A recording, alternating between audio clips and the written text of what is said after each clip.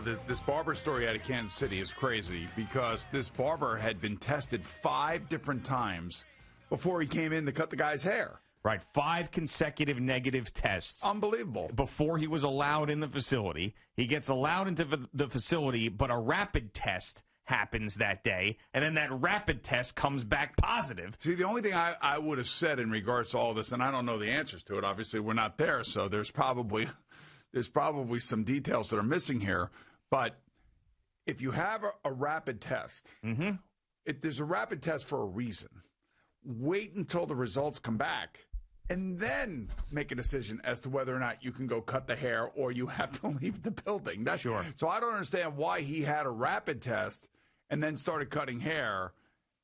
And then when the test results came back, he was in the middle of the second guy whose hair he was cutting, the center, Frank Kilgore, for the Kansas City Chiefs. They pulled him all. They pulled him out. Now I feel bad for Frank Kilgore because I don't know what his hair looks like. Well, no, I think he finished the haircut. No, they pulled him out right halfway. I thought he finished the haircut, didn't he? It was halfway through that one. He got through DeMarcus Robinson. Okay, all right. And then it was Kilgore next. And as Kilgore was being cut, Dan Kilgore was being cut. His hair being cut. They pulled him right out of there because that's when his test came back positive. Now this could be a false positive. That's the thing. It could be a false positive. You don't know. And we still don't know the answer to that, but I still want to know why you would do a rapid test and before the test results come back, let a guy go do what he was there to go do. I don't understand that. I have to be honest, though, with you, that if I knew my barber had 5 consecutive negative tests in a row before that rapid test, I'd be pretty confident that he didn't have COVID. Even before that rapid test. But if it's a rapid test, it's a reason it's rapid. I know. So you get I know what you're saying, but and they didn't wait, and they should have waited, and they could have gotten back in maybe 15 minutes or a half an hour, whatever it is, with the rapid test results, and that was silly not to wait.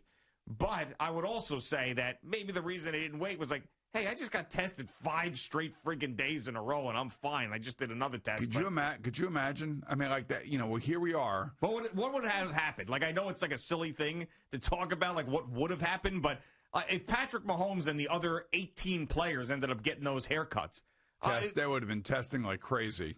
They all would have been gone through. Like I would assume that there is some sort of protocol in place this close to the biggest game of the year with the most people watching and everything being scheduled as it is. I would think push it back.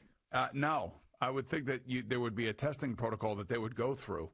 Well, what if they're all positive? Well, then that's a different story. Then you got to push it back. Yeah, but I'm assuming that I probably shouldn't assume, and that's a dangerous thing to be doing, especially when you're talking about COVID-19. But I'm thinking that DeMarcus Robinson and Frank Kilgore are going to play. Right. I feel like that they are going to get tested themselves because they did not test positive. They were only in close proximity to somebody who did.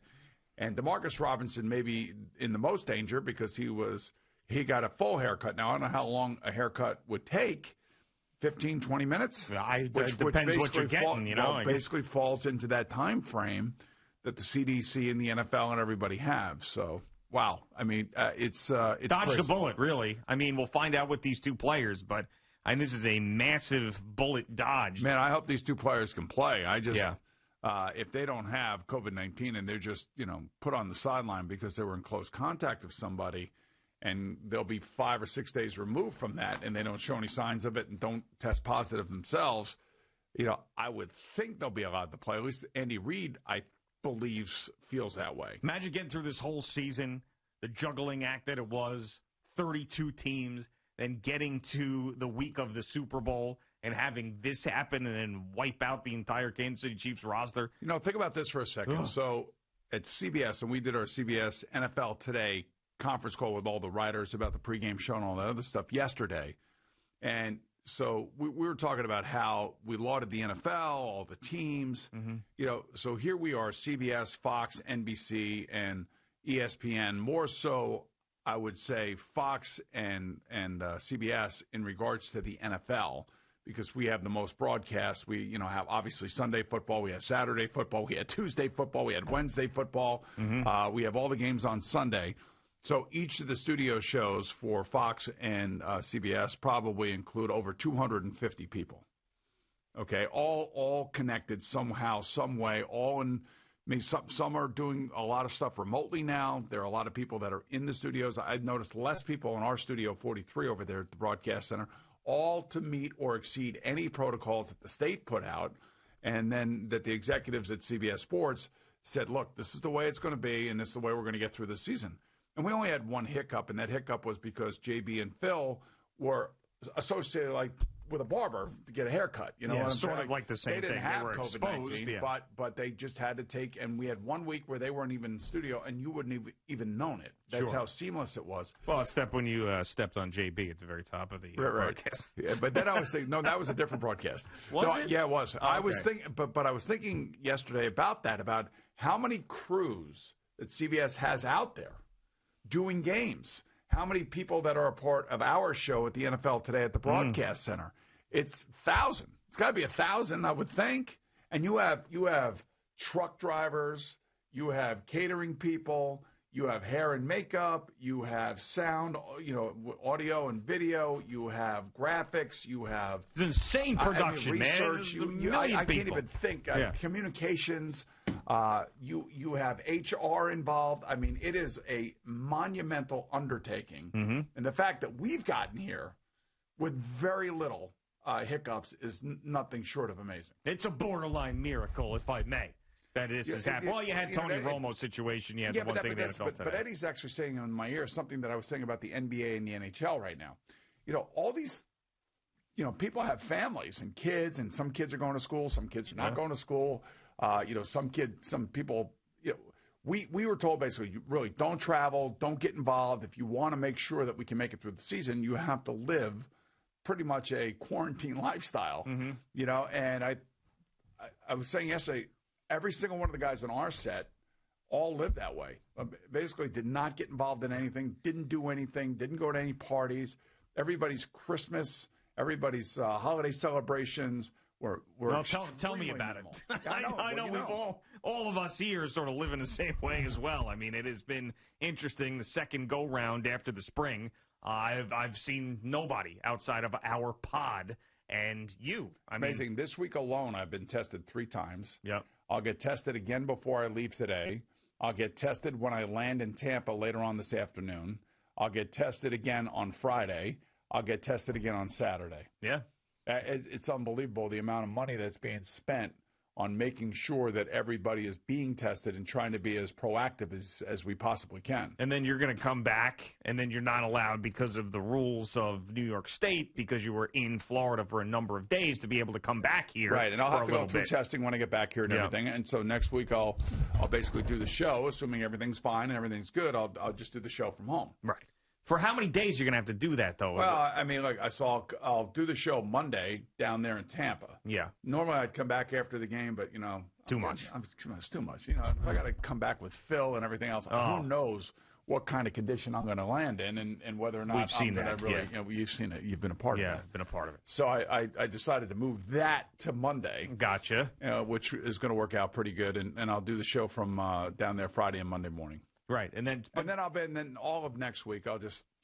I'm just trying to... I don't want to put you in harm's way or Eddie or anybody else. No, I get it. No, and I'll be getting tested. As soon as I land, I'll get tested, and I'll probably get tested 2 or 3 more times next week. Well, yeah, you have to. So there's if you get tested X number of times, it doesn't have to, and they're all negative, it doesn't have to be a full 14-day quarantine, right? Right. Yeah, so the other thing, too, is you have to remember, we're working for multiple companies here. Yeah, there's a lot of stuff going on. So we have Entercom, we have the CBS Sports Network. Or as Mike used to call it, Intercom. Intercom. Yeah, so we have a lot of things going on here, and we got to try to make sure that we meet or exceed every single category. That's why when I went out to L.A., one of the more important aspects of that whole thing is I couldn't spend more than 24 hours on the ground in L.A. Yeah, because if you would have come back, then you would have been, and I was quarantining tested, then. And I was tested 4 times in basically 36 hours. Yeah.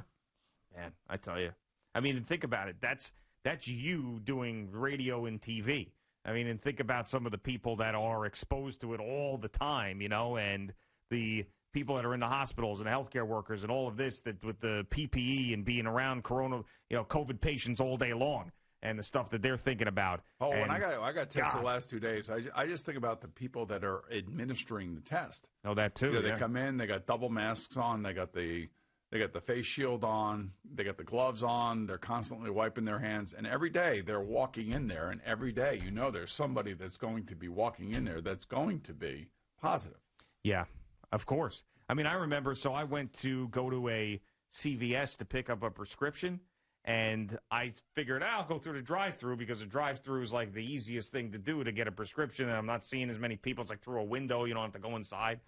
So I get on this line, and then I see the person in front of me get this whole, like, package of something in through the window and then start swabbing their nose through the drive-thru. And I'm like, no thanks. And then I drove around because I'm like, I'm going to use the same freaking stuff, like the same drawer and window and everything. And they were doing drive-through tests at the CVS, and I ended up going around and going in. But it's like nothing wrong with taking a little extra care and making sure that you're smart. No, I know. I just saw it. I was like, just drove around, peeled out, and I was like, I'm out of here. I don't need to be any part of this. But you're right, though. Could you imagine if something did happen to, like, say, Brady or Mahomes or something in this regard? Let's not even say that. My goodness. Well, I don't know how to. I think Tom Brady talked about this week that his family has left Tampa, and they've kind of left him alone. Now, there's two reasons for that. One would be to let him focus on the Super Bowl because he's an all-in type of guy, and I understand that. And the other is maybe they just don't want to expose him to anything.